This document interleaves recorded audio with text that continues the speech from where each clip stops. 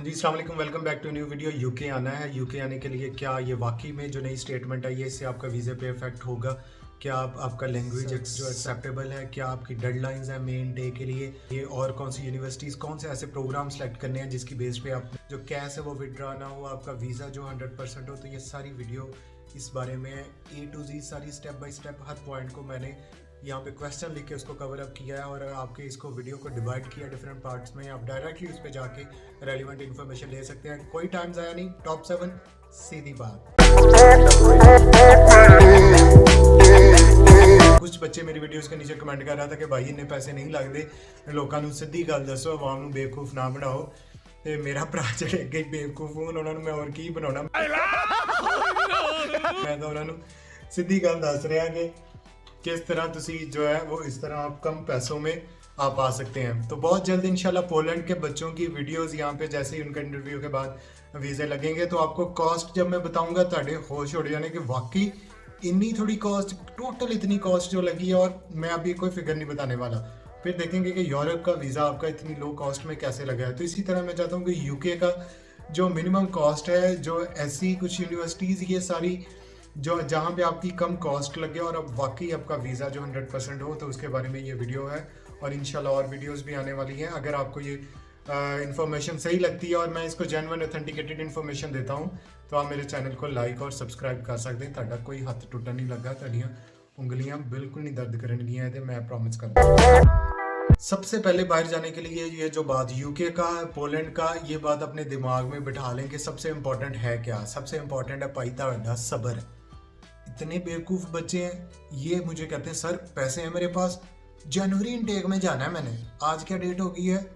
6 दिसंबर, sorry 7 दिसंबर। कल की date में ऐसा बच्चा मुझे कह रहा है सर जनवरी से लेट ना हो। मैं उन्हें पूछा तेरा पासपोर्ट केड़ा? कहना सर ग्रीन। मैं क्या कोई तेरा चाचा, तेरा फुफी दा मुंडा या तेरा फुफा हैगा एम्बेसडर किसी कंट्री का? कहना नहीं। मैं क्या फिर अपनी शक्ल देखी है तू? कहना हाँ जी सर। मैं क्या यार कोई मेरे को हूँ फिर तुझे जुगता ही कहानियाँ। तो मैं क्या यार मेरी गल सुनो, बाहर का प्रोसैस ਨੂੰ कम से कम 3 ਤੋਂ 4 माह लगते हैं। यूके के प्रोसैस में भी तुसी जो करना, कैश लैटर ਤੁਹਾਡਾ होना, कैश तो बाद वीज़ा अप्लाई करना, वीज़े की डॉक्यूमेंटेशन, वीज़ा फाइल पूरी तुसी करनी है। कम से कम 2 माह तो यूके का भी फास्ट ट्रैक पे आप करें तो आपको लग जाते हैं। आप ਤੁਹਾਡੇ ਦਾ ਇਹ ਤੁਹਾਨੂੰ ਸਕੈਨ ਕਰਨਾ ਆਉਂਦਾ ਨਹੀਂ, ਤੁਸੀਂ ਮੋਬਾਈਲ ਨਾਲ ਸਕੈਨ ਕਰਕੇ ਉੱਥੇ ਸਿੱਟੀ ਜਾਂਦੇ ਡਾਕੂਮੈਂਟ ਜਿਹੜੇ ਤੁਹਾਡੇ ਰਿਜੈਕਟ ਹੋ ਜਾਂਦੇ, ਤੇ ਗੱਲਾਂ ਤੁਸੀਂ ਕਰਦੇ ਕਿ ਅਸੀਂ ਸਰ ਜਿਹੜਾ ਹੈ ਨਾ ਸਾਨੂੰ 2-1 महीने के अंदर बाहर बचाओ। यार जो जितना इसको ऑथेंटिकेटेड या इसको स्लो लेके काम चलेंगे आपका उतना ही अच्छे उसके चांसेस हैं आपके वीज़े के, आपका काम जेन्युइन होगा। फिर ये जो नई स्टेटमेंट आई है, हर कोई अपनी जड़ियाँ ना वो गिदड़ सिंगियाँ चढ़ रहा है। ठहरो नाल कॉफ़ी भी पी लेनी चाहिए कि मैं बोली जाना। भाई ये फिल्म वास्ते नहीं है, वाकई कॉफ़ी बनाई है, देख लो तुसी cappuccino. It's not for the this video. तो बात हम कर रहे थे कि यूके में क्या ऑप्शंस ख़त्म हो गई हैं। इतनी हर तरफ हलचल मची हुई है। बीपीपी यूनिवर्सिटी जो हर एक को एडमिशन देती थी, वहाँ पे बच्चों को इंटरव्यूज़ नहीं मिल रहे। उसकी क्या रीज़न्स हैं मैं इसके बारे में बताता हूँ। देखिए, जितना ज़्यादा रश लगाओ कहीं कहीं पे, जितना ज़्यादा आपके पास एप्लीकेंट्स हों तो उनको भी प्रोसेस करने, सारा पाकिस्तान इंडिया का उत्थे हुंदा पिया बीपीपी यूनिवर्सिटी।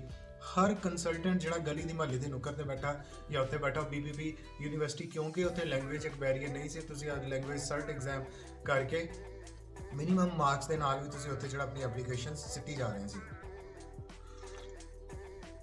अब हुआ क्या है कि उनके पास एप्लीकेंट्स इतने ज़्यादा हो गए हैं कि वो आपको टाइम स्लॉट्स उन्होंने अपनी मैनेज करनी है, ठीक है ना। जो उधर क्लर्क बैठा है यूनिवर्सिटी में, जो उनका एडमिशन सेल का अमला है, उन्होंने अपने फिक्स टाइम पे 8 to 4 उन्होंने काम करना है।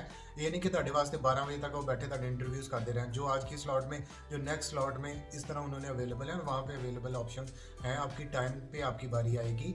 जो जितना काम किसी ने प्रोसेस करना था, जितनी डॉक्यूमेंटेशन सबमिट करवानी थी, वो सारे करवा चुके हैं। और दूसरी बात कि यूके में वीज़े का अब क्या सीन है, क्या उसका सिनेरियो है। ये ऋषि सुनाक की जो स्टेटमेंट है कि हम जो है वो इंटरनेशनल स्टूडेंट्स को बैन कर रहे हैं, तो उसको बड़ा उन्होंने स्ट्रिक्टली इसको क्रिटिसाइज़ किया है। उनकी पार्लियामेंट ने या उनकी जो मिनिस्टर है, एजुकेशन मिनिस्टर, उनकी तरफ से सख्त स्टेटमेंट आई है कि ऐसा कुछ नहीं होने वाला, और वाकई में ऐसा कुछ नहीं होने वाला है। एक्चुअल बात ये है, इस बात को समझें कि लो क्वालिटी डिग्री या लो क्वालिटी एजुकेशन जो है इस पे लोग बैन कर रहे हैं। इस पे क्योंकि यूके अगर आप वर्ल्ड में देखें, इसका कंपैरिजन देखें तो यूके, ऑस्ट्रेलिया और यूएसए ये टॉप कंट्रीज़ हैं जो एजुकेशन के सेक्टर में आगे हैं।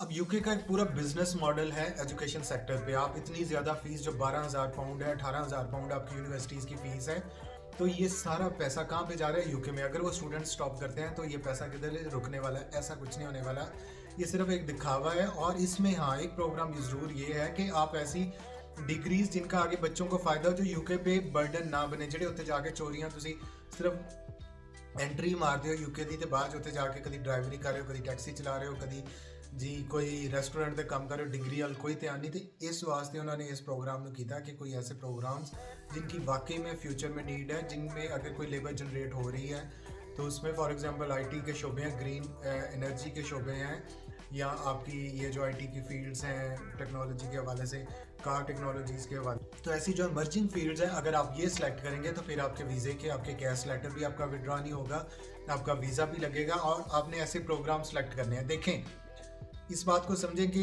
ये जो एजेंट है, ये जो कंसल्टेंट है, ये किस प्रोग्राम में आपको ऑफर कर रहे हैं, इस बात को आपने समझना है।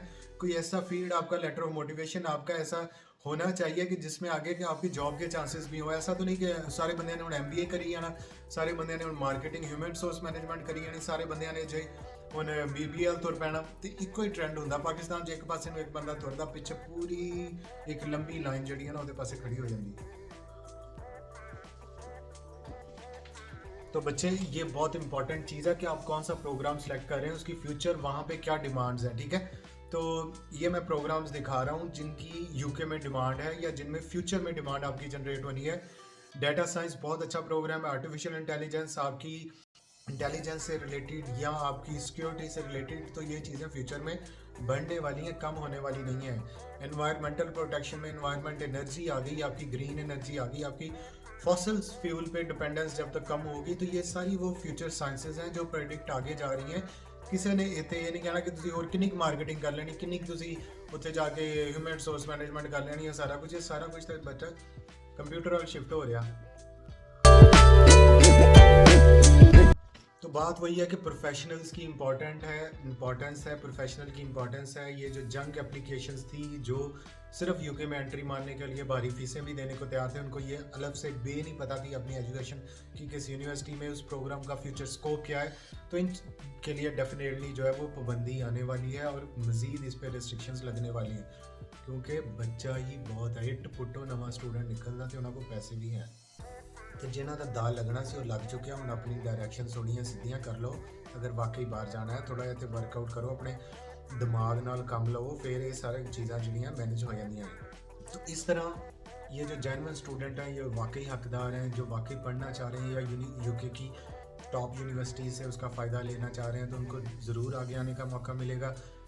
जेड़े सिर्फ यूके पहुंचना चाहते हैं और आगे जाके फिर अपना जो है वो इलीगल रह के या लीगल रह के अपना इसको लॉन्ग टर्म रेजिडेंस के ख्वाहिशमंद है, उनके लिए प्रॉब्लम्स आने वाली हैं। तो उन्हें तो बंदे बन जाओ। फिर मैं आज बात करूँ कि लैंग्वेज के हवाले से देखें, एक बात अपने दिमाग में बैठा लें। आप इंग्लिश स्पीकिंग कंट्रीज़ में जा रहे हैं, उत्थे तेरी है टुटी पट्टी इंग्लिश, उत्थे तेरी है पंजाबी, उत्थे तेरी उर्दू, इसका कोई फ़ायदा नहीं होना, ठीक है ना। उधर आपकी लैंग्वेज चलनी है। तो आज ही ये इर्द गिर्द की साइड ऑप्शन शॉर्टकट्स ढूंढने से बेहतर है कि आप अपना आइल्स का एग्ज़ाम दें। आइल्स आपका इंटरनेशनली एक्सेप्टेबल है, कोई इतनी बड़ी रॉकेट साइंस नहीं। अगर आप इस पर एफर्ट करें, इसके उनके ब्रिटिश काउंसिल की वेबसाइट पे ये सारी कंप्लीट पैकेजेस और सारा कुछ बताया हुआ है स्टेप बाय स्टेप कि ये वाली चीज़ें हमने रिक्वायर करनी है। और इंशाल्लाह जैसे मैं अपना ऑफिस खोलता हूँ तो मैं उसमें आपकी आइल्स की प्रेपरेशन की भी क्लासेस शुरू करूँगा। ऐसे बच्चे जेड़े उत्थे आके अपना इंट्रोडक्शन नहीं करवा सकते, मैं चाहूँगा कि वो अगर उस अकैडमी तो लीव करन तो उन्होंने कम से कम इन्नी इंग्लिश आती होवे कि वीज़ा इंटरव्यू वाला या यूनिवर्सिटी वाला जो कैंडिडेट है वो आपको समझ सके, ठीक है। तो लैंग्वेज सर्ट है, उसकी लास्ट डेट जो है वो 10 दिसंबर है। वहाँ तक जो जिनके कैश लेटर जारी हो रहे हैं वो जो है वो उसको एक्सेप्ट करेंगे। इसके बाद जो है वो आइल्स होगा, आपका PTE होगा। इसके अलावा बहुत सारे ये लिस्ट पे जो एग्ज़ाम्स हैं जो अवेलेबल हैं, जो यूनिवर्सिटीज़ ऑफ़र करती हैं। अब इसके अलावा एक प्रोग्राम है जिसके बारे में मैं आपको बताने वाला हूँ। ये यूनिवर्सिटी, ये जो मेरी वेबसाइट पे खुली हुई है, एडिनबरा नेपियर यूनिवर्सिटी, यहाँ पे आपकी मेन टेक्स में बहुत सारे प्रोग्राम्स ऑफ़र हो रहे हैं। और उन्होंने इसके लिए आपकी ये आइल्स रिक्वायरमेंट है, ये आप IELTS 6 बैंड ले लेते हैं, मोर देन इनफ। आपके पीटीए की क्या रिक्वायरमेंट है, आपकी लैंग्वेज सर्ट आपके कितने मार्क्स होने चाहिए, यहाँ पे भी आपका लैंग्वेज सर्ट अभी एक्सेप्टेबल है। सिर्फ बीपीपी यूनिवर्सिटी के अलावा बहुत यूके की यूनिवर्सिटीज़ हैं और जो बड़ी अच्छी रैंकिंग की यूनिवर्सिटी है। बीपीपी यूनिवर्सिटी तो 1992 में बनी है और यूके की ऐसी यूनिवर्सिटीज़ जो इससे पुरानी, सिर्फ बीपीपी ने रौला क्या डाला हुआ, उसने सारा कूड़ा माल जंग माल पाकिस्तान इंडिया से उठा लिया है। हर एजेंट को वो कमीशन दे रहे हैं और इसलिए एजेंट धड़ाधड़ उसका जो है वो बेच रहे हैं यूके का वीज़ा। अब एडनबरा इसके प्रोग्राम, इसकी रिक्वायरमेंट यहाँ पे मैं आपको स्क्रीन पे दिखा रहा हूँ। ये देखें, ये यूनिवर्सिटी में आपके मेन टेक है जो है, और इसकी डेडलाइन जनवरी की 25 जनवरी इसकी डेडलाइन है एप्लीकेशन की। जो बच्चे सीरियस हैं, जिनके डॉक्यूमेंट्स पूरे हैं, जो वाकई एक प्रॉपर वे से कि कैसा आपका विड्रॉ ना हो, कैसा आपका जेन्युइन हो, यूके आना चाहते हैं, तो उनके लिए ये रूट मैं सजेस्ट कर रहा हूँ। ये मेरा नंबर चल रहा है, आप इस पर मुझे कॉन्टैक्ट कर सकते हैं। तो साथ ब साथ यूके और पोलैंड दोनों की वीडियोस जो हैं वो मैं डालता रहूँगा। ऐसी कोई घबराने की बात नहीं है। यूके ने वीज़े कितने लेके जाने, अगर पाकिस्तानी तो इंडियन ने नहीं देने, जिन्होंने इन्ने पाउंड लेके आने। 5 लाख अगर स्टूडेंट आया यूके, 5 लाख, हाँ देखो मैं उत्ते कैलकुलेशन दस रहा जो पिछले साल आया, 5 लाख एक स्टूडेंट अगर 10,000 पाउंड भी मिनिमम इतना ले ही आता है। एनरोलमेंट फीस, आपकी कैश लेटर फीस, आपकी वीज़ा फीस, सारा कुछ डाल के, हेल्थ इंश्योरेंस डाल के चले, अगर 8,000 पाउंड भी वहाँ पे लेकर आ रहा है तो इसको ज़रा देखें आपकी कितनी उनकी इकोनॉमी में इससे पैसा जा रहा है। तो ये चीज़ कभी भी रुकने वाली नहीं है। हाँ, वो ऐसी स्टंट्स मार के ऐसा करके, अब नया वज़ीर आज़म आया, इदा ही है कि जिदा तुम गड्डी के नवे जो कोई ड्राइवर बंदा गड्डी दे ते बड़ी जल्दी करता, हाँ भाई जो नवी नवी रेस दिंदा, हाँ भाई सारा कुछ सही है, गड्डी शड्डी का ऑयल शायल पूरा आ, ठीक है, एक दो झटके मारदा तो सवारियाँ बड़ियाँ खुश हो जाती कि भाई हमारा काम स्पीड अप होने वाला है। तो इसी तरह ये ऐसे है कि नया वज़ीर आज़म जब आएगा वो एक दो ऐसे शोशे ज़रूर छोड़ेगा। बिज़नेस मॉडल नहीं बंद होने वाला। ये कंपटीशन में जा रहे हैं ऑस्ट्रेलिया के, यूके के, और इस पे ये लोग पैसे कमाते हैं। आपके मुस्तकबिल भी किसी तरह संवरता है तो आप यहाँ पे पहुँचते हैं। और अगर आप मेरे चैनल पे नए हैं तो इसको सब्सक्राइब कर लें। मेरा आपसे प्रॉमिस है, पोलैंड यूके एक ना एक दिन आपको इंशाल्लाह ज़रूर इसके ज़रिए आपको वे बन जाएगा। बाकी मेरी एफ़र्ट है, आपकी एफ़र्ट है, ये जॉइंट एफ़र्ट है, मैं अकेला नहीं इस पे सक्सेसफुल, मेरी टीम है साथ में, और इंशाल्लाह इस काम को आगे प्रोग्रेस करना है। जो बच्चे अफोर्डिंग, मेरा मकसद ये है कि आपको मिनिमम, इंशाल्लाह मैं आपको ज़्यादा नहीं कहता, लेकिन आपको खुद ये स्टोरीज़ नज़र आएँ।